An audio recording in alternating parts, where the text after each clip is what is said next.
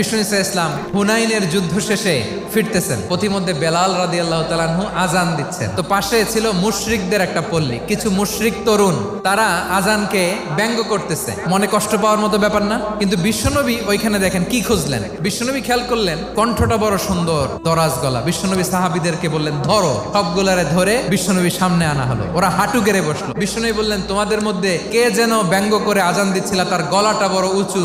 আবু মাহজুরা বলে আমার বন্ধুরা সবাই আমার দিকে আঙ্গুল দেখায়। আবু মাহজুরার মাথায় হাত দিয়ে বললেন এবার আজান দাও দেখি। আবু মাহজুরা বলে আমি তো আজান দিতে জানি না। বিশ্বনবী বললেন তাহলে আসো আমি তোমারে শিখাই দেই। বিশ্বনবী একটা বাক্য পরে, আবু মাহজুরা পরে, বিশ্বনবী পরে, আবু মাহজুরা পরে। আবু মাহজুরা বলে এক একটা বাক্য পড়ি আমার কলিজাটা গলে ঠান্ডা হয়ে যায়। বিশ্বনবীর সাথে দাঁড়িয়ে উনি শাহাদা পড়ে মুসলমান হয়ে গেলেন। বিষ্ণু ইসলাম বললেন যাও আবু মাহজুরা, আমি তোমাকে পৃথিবীর শ্রেষ্ঠতম মসজিদ মক্কার মসজিদুল হারামের মুয়াজ্জিন হিসেবে অ্যাপয়েন্ট করে দিলাম।